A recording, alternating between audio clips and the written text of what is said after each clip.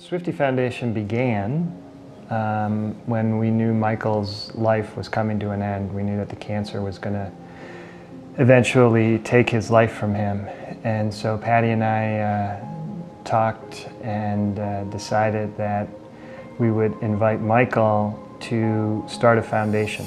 Al originally brought it up to me. He had said, what do you think about taking the money that we would have invested in Michael's future as far as education and a home or a business that he would want to take that money that we would have used for him and give him a choice of how to spend that money in a way that would make him feel like he was doing the help that he thought he would do in his life. So he always said, I just want to make a difference. I want to make a difference. My life what's my life going to mean?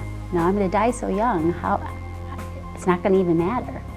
And so that, as a parent, that breaks your heart. So we tried to find a way that he could still make that difference.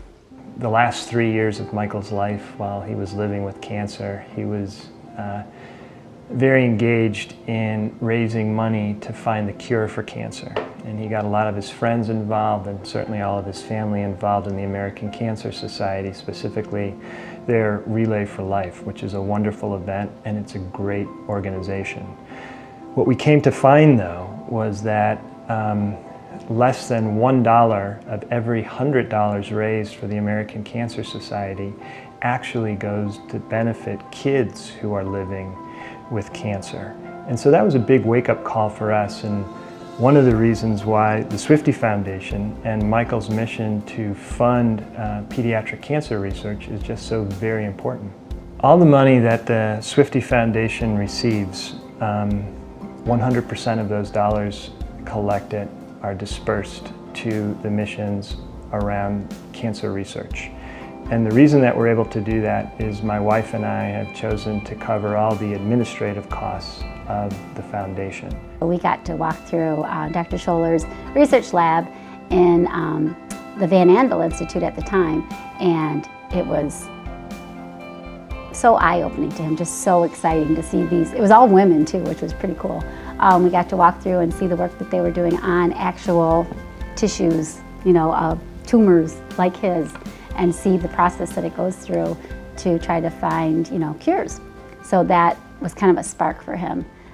Before we left that day, he was just feeling so sick, and he knew that he was getting worse. And he woke up from a nap and he said, "Mom, Dad, can I talk to you?" And we're like, "Sure, bud. What do you want to say?" And he was laying in his bed and he just looked at us. He goes, "I know what I'm going to do. I know what I'm going to do." I'm like, "Okay, what are you going to do?" He goes, "I've made a decision."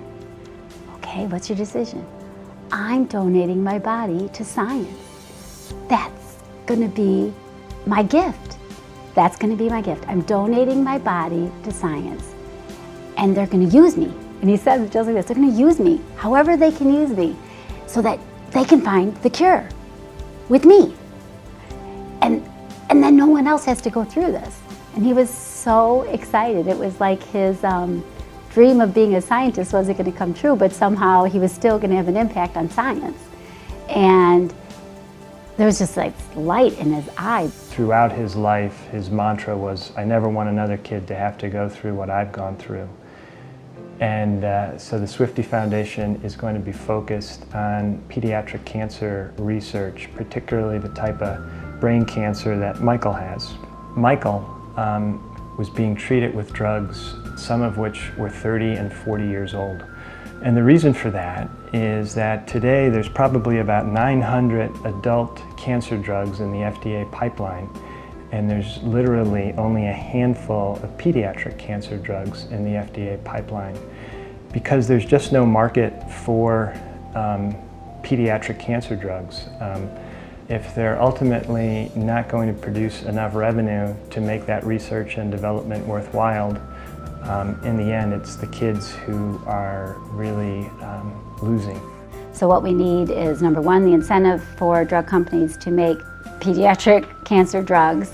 We have to have hospitals that are doing the research, that are finding out about the actual tissues, the tumors, and what's going on with them and what's going to work. And then we need to get parents educated to know that we have to have their tissue. All those things have to be in place before there's going to be a cure.